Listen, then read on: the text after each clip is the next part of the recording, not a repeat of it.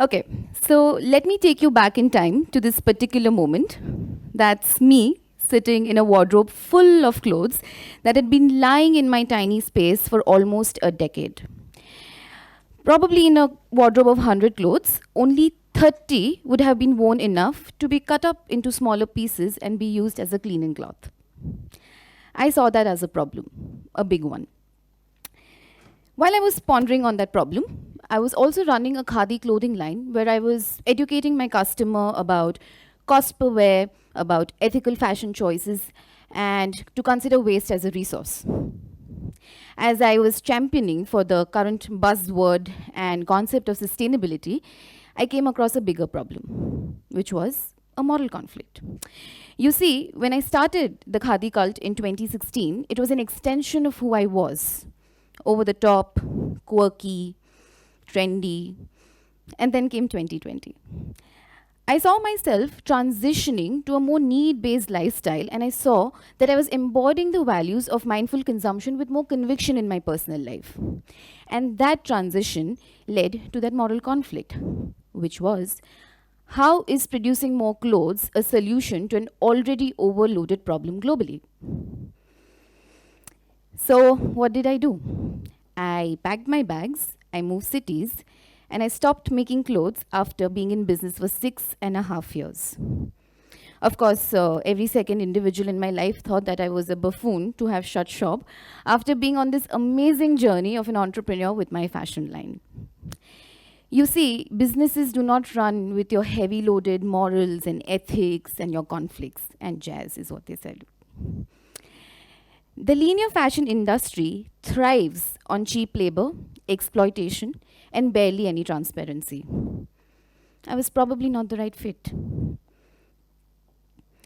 What seemed like a setback was actually thinking 2 steps ahead. I had just turned 30 and I wanted to enter the next decade of my life with all the learnings that the previous one brought along. I was looking for my purpose again, and in the quest to look for my next big thing, I went back to the same distress moment that you saw, where I was sitting in a pile of clothes.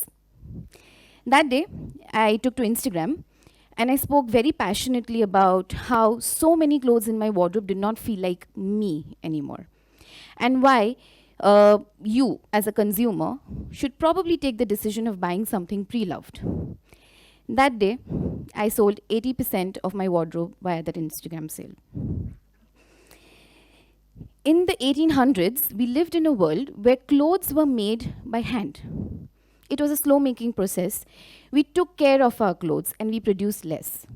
So, fashion as an industry was actually slow. Wow, what a surprise. And then came the Industrial Revolution of 1830s, where we were introduced to a sewing machine. And that's where fast fashion was born. How? Because now you could make more clothes in more styles and sizes. So the intent to buy clothes switched very quickly from utility to more of a personal style. Fast fashion also saw its way into the 60s and 70s, where more young people were demanding affordable and quirky clothing as a way of expression. In the year 1990, the New York Times article coined the word fast fashion for a brand which was on a mission, a very, very ambitious mission, to get a garment from ideation phase to the store shelf in 15 days. 15 days, imagine. And of course, needless to say, that fashion brand went on to become world's biggest fashion retailer, one of the biggest. So it was safe to say that fast fashion had arrived. What we saw after that was an explosion, thanks to online shopping and continuous change in styles, trends, and sizes. Every year, we make 100 billion garments, out of which 92.7 million ton of clothing goes to landfill. Can you see that heap? That's just one of them. There are mountains and mountains of clothes degenerating in landfills, and it is so ridiculous that you can actually see that from space.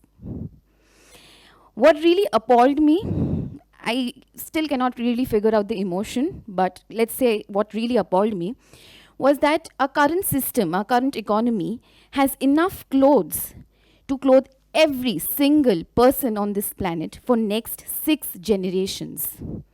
6 generations, it is unfathomable. The idea of selling my pre-loved wardrobe brought about a lot of content, and I saw myself getting drawn towards the world of thrifting. Now, thrifting, what actually it means, is to purchase something second-hand or pre-loved.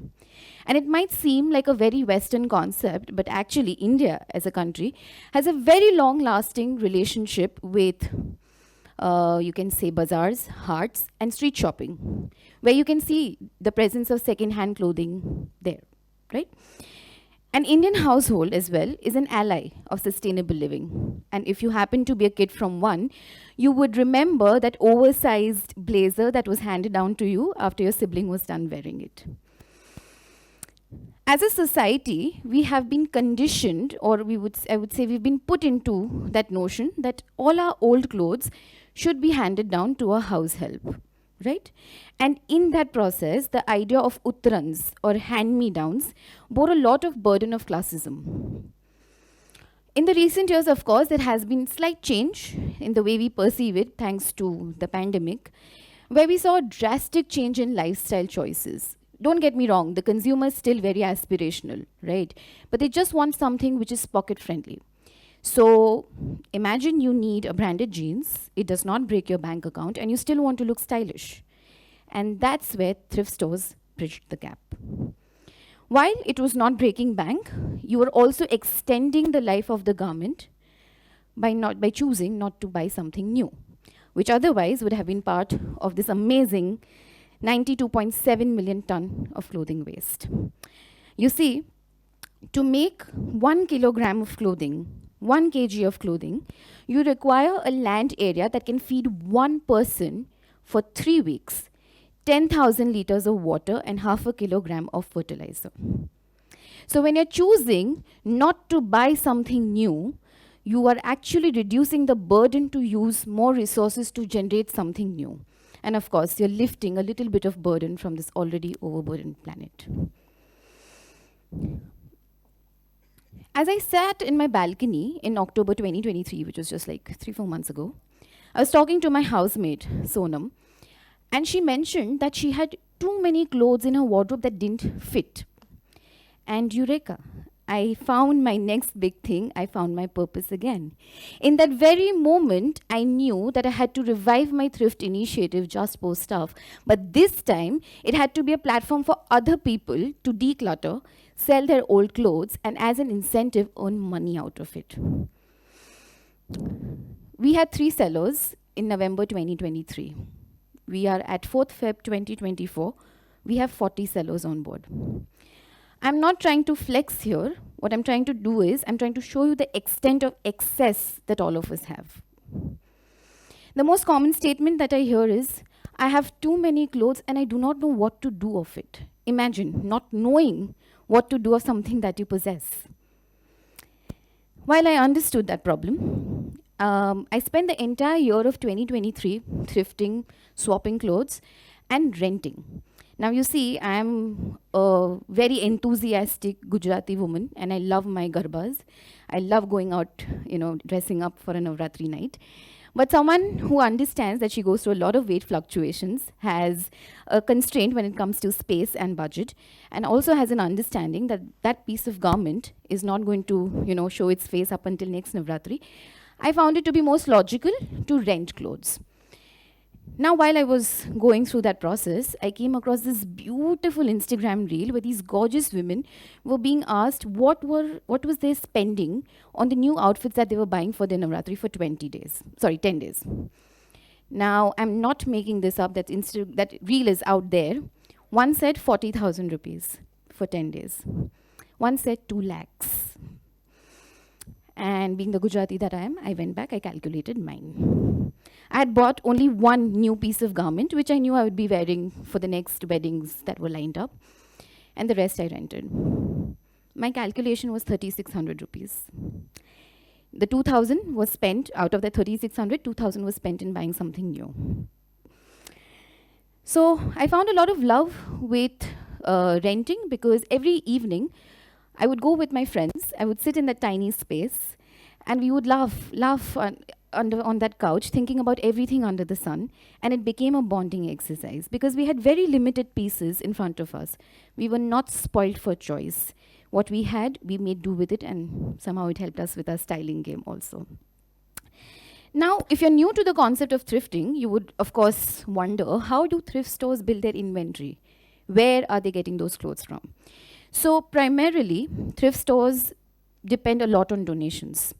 As per research in the West, most of the clothes that are given to a thrift store as donation, only 20% of those clothes are sold. 80% of it is either sent for recycling or it is sent to Asian and African countries to be resold. So imagine I am a thrift store or I'm a local unorganized shop. I would buy that container, which ideally would have 100 kilo of clothing, and it would cost me anywhere between 30,000 to 50,000 rupees. So that is one way. The second would be, India of course is a manufacturing country, and a good retailer would always consider 5% surplus on their production to factor in any kind of defects or errors that might come across during production. A thrift store would buy that surplus. That is second way. The third would be if you're a very smaller business or a smaller thrift shop, you would go around these unorganized street shops and markets and bazaars, and you would buy that inventory to be sold at a higher price in your own thrift store. And fourth is an initiative like ours where we collect clothes from our community members, help them sell it, and we get a commission on it. So while thrifting sounds like a really amazing concept, good for the environment, good for your pocket and everything, I came across a lot of misconceptions and concerns. Let's say it's concerns. So I did a behavioral study on the perception of probably an Indian towards second-hand clothing. And of course, I meet a lot of customers at pop-ups. So the first concern that comes across to a buyer is, why should I wear someone else's old clothes? It's an exchange of energies, and I do not believe in it. Now, I'll go back to the same deep-rooted prejudice that we have as a society. If it's in the same family, if you're passing it on to your siblings or aunts and uncles, great, not a problem. But the minute you have to wear a stranger's clothes, there is a problem. So, to answer that question, I counter question, which is, if you're going to a good retail store, are you aware how many people must have worn that piece of clothing you just bought? How many people tried it on? Who tried it on? Would you have any data regarding that? What ends up with that conversation is a blank stare and probably that person moving away because they think I'm talking a lot. The second concern that I get is that thrift stores have very old styles. Yeah, it's not my vibe and everything. Now let me tell you, my friends, fashion is cyclical. What was in fashion 10 years ago will be back in fashion at some point. The biggest example, the most current example, and I see a lot of young people here, is the Y2K fashion. It is booming like crazy. And most importantly, I suggest someone to ask this question, whether a piece is in fashion or not, whether that style is trending or not. Is it you at the end of the day? You see, fashion is a way of expression. It is your second skin. It shouldn't matter whether it is trending or not. The third concern that I get is hygiene. I go back to the same question. When you go to a retail store and do the jazz, do you know who bought it, who wore it, how did they wear it, did they clean it? And let me tell you that 60% of our clothing is made out of plastic and laced with chemicals. So ideally, you should be actually washing every piece of garment before you wear it on. And then coming back to thrift stores and the hygiene bit, let me tell you that a good thrift store or the entire thrifting process in general has a lot of integrity and honesty in terms of communication. Because a good thrift store will mention if there are any spots, any signs of wear and tear, for you to make an informed decision whether you want to buy it or not. I've also come across good thrift stores where they actually clean, sanitize, give you an entire idea of the journey of the garment from where they've received it to the point it's sold. So whether it comes to the cleaning, the sanitization, everything is mentioned, because when you buy something old, we want to give you a new experience of buying for what, of course, for a good reason, which is why we would want you to know about how clean the product is so that your perceptions can give a rest. Finally, I also feel that as thrifting sounds amazing, like I said on paper, and probably the best thing since sliced bread, it does come with its own ethical and moral implications. Now, you see, since thrifting is trending, it is now coming into the Indian market where people are getting an understanding of thrifting, you will see a rise of overconsumption. It's quite common, right? One influencer must have done a thrift haul. Someone is, hashtagging it like this is the next big thing. It is going to boom, which means people are going to overconsume. So the idea of thrifting, which is to get affordable clothing and is a need, shifts to just participation. To add on to it, when there is overconsumption, there is a demand, of course, and then there is a rise in prices, which reverses the entire purpose of thrifting, which is affordability.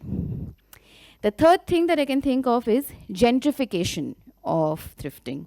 So let's say you are the actual consumer who's in need of something, but because you're so drawn in the glamour and trend of thrifting, you would end up buying something which you're not in need of. It is a want. To give you an example, plus size clothing is already a very limited segment in the fashion industry.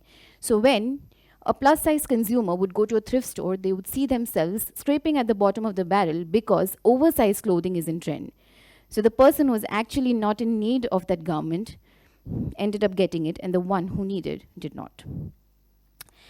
While we talk about this entire conversation about sustainability, ethical fashion, choices, this and that, the only basic and the most logical solution, which might sound very generic to all of you, is to buy less and care more. You see, there is no doubt that we live in a capitalist society driven by overconsumption. So every single choice that you make, every single purchase that you make has an effect. Do not underestimate it. Be more conscious.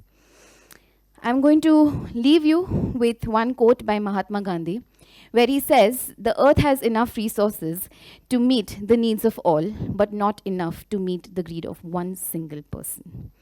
Thank you very much for hearing me out today. I will open the platform to any questions that you might have. Thank you.